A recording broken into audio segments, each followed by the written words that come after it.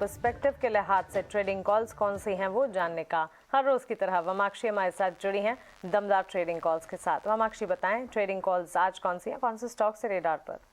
जी बिल्कुल मानसी, अगर हम सारे ट्रेडिंग कॉल्स को देखें तो अधिकतर कॉल्स खरीदारी के हैं और बैंकिंग स्टॉक्स काफ़ी फोकस में हैं। तो प्रभुदास लीलाधर से स्टार्ट करते हैं। एसबीआई पर उन्होंने खरीदारी की राय दी है, स्टॉप लॉस 535 के साथ, लक्ष्य दिया है 555 का। एचपीसीएल पर हालांकि इनकी बिकवाल की राय आ रही है, स्टॉप लॉस 210 के साथ, टारगेट प्राइस दिया है उन्होंने 190 का। एंजल वन की बात करें तो इन्होंने 2 खरीदारी के कॉल दिए हैं।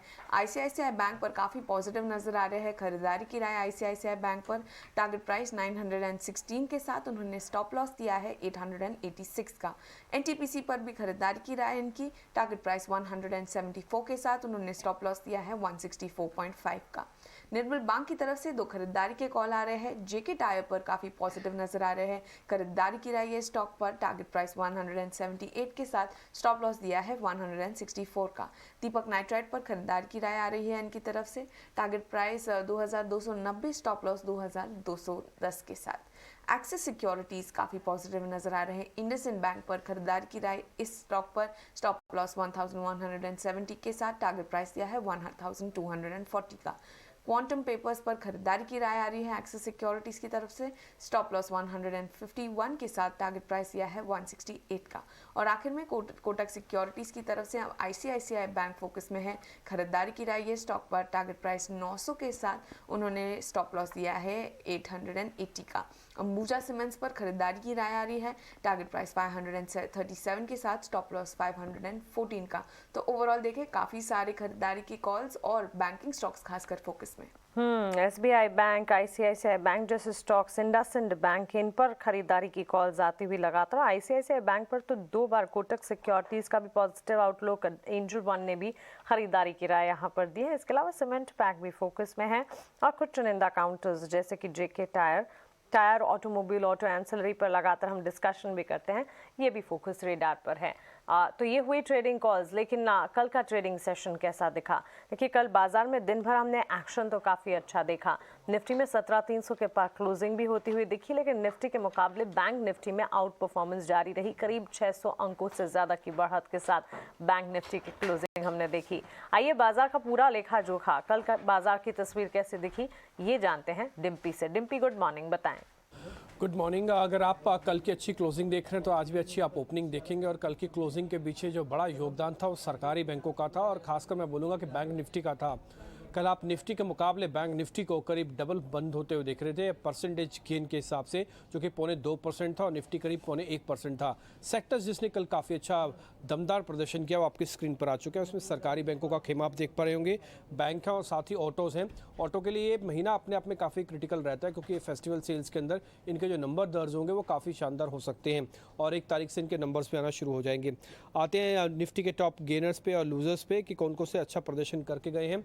अगर वैसे इससे पहले मैं आपको जरा ये सेक्टर्स और बता देता हूँ जहाँ पर अभी आप लाल निशान देख पाते हैं। मेटल और रियलिटी, ये 2 ऐसे सेक्टर्स हैं जिन्होंने लाल निशान दर्ज किया है। गेनर्स आपकी स्क्रीन पर आ चुके हैं और वहाँ पे आप एसबीआई, फिर बजाज फिनसर्व, एक्सिस बैंक और एनटीपीसी का कल एक्चुअली एक ब्रेकआउट हुआ है। तो ये सभी के सभी शेयर्स कल अच्छे बढ़ते हुए दिखे और आप इन 4 शेयर की सूची में देख पा रहे हो कि 2 बड़ी सरकारी कंपनियां, एक तो एसबीआई और दूसरा एनटीपीसी है। आते निफ्टी के लूजर्स पे, हिंडाल्को ये कमज़ोर कैंडिडेट है, ये किसी भी रैली के अंदर पार्टिसिपेट नहीं कर रहा, तो संभल कर ट्रेड करने की जरूरत। एलएनटी, जेएसडब्ल्यू स्टील और एचसीएल टेक, आप इन दोनों में देख पा रहे होंगे कि 2 तो मेटल के शेयर हैं। 4 में से कल मेटल और रियल एस्टेट दोनों सबसे कमजोर सेक्टर थे इन पार्ट ऑफ दिस, कि कल निफ्टी करीब 125 पॉइंट ऊपर जाके बंद हुआ है। आते डिलीवरी वाले काउंटर्स पे जिसमें डिलीवरी का परसेंटेज बड़ा है वो है बजाज ऑटो। रिलायंस कल अंदर डिलीवरी बेस अच्छा बड़ा है। ध्यान रखा जाए 21 तारीख को इसके नतीजे आने वाले हैं, शुक्रवार को, ठीक दिवाली से पहले। और इस बार ये कहा जा रहा है कि अगर इनके मार्जिन खराब रहे तो शायद हो सकता है शेयर एक रेंज में रह जाए, लेकिन ठीक उससे पहले डिलीवरी बड़ी है। एसबीआई लाइफ के अंदर भी कल डिलीवरी का डाटा पॉजिटिव था।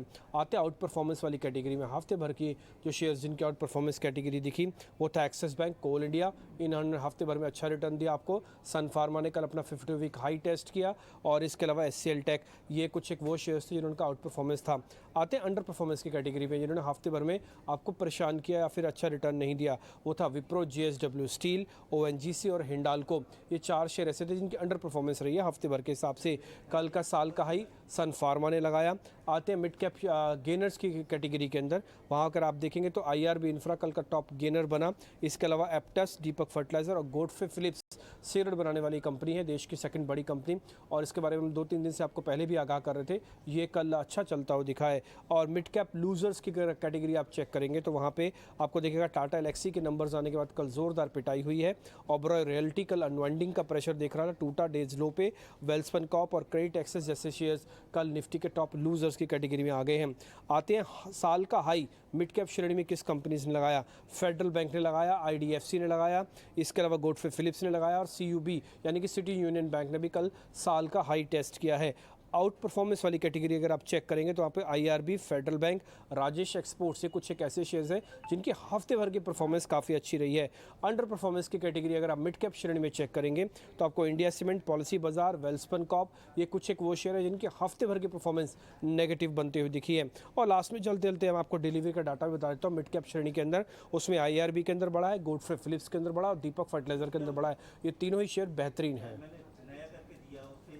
मार्केट का एक्शन कल रहा, और कल इनफैक्ट आपने सही कहा, डिम्पी, सन फार्मा में जिस तरह से फार्मा में म्यूटेड एक्शन की जहां बात हो रही थी, अब एक्शन बढ़ता हुआ, और इसी को लेकर विस्तार से चर्चा हम आगे भी करने वाले हैं। और खास तौर से अगर देखें फार्मा, निजी बैंक, सरकारी बैंक क्षेत्र के बाद फार्मा स्पेस था जो कि कल बाजार को संभालने का भी काम कर रहा था, और इसके अलावा फाइनेंशियल सर्विसेज, FMCG और IT पर भी फोकस हमने देखा। लेकिन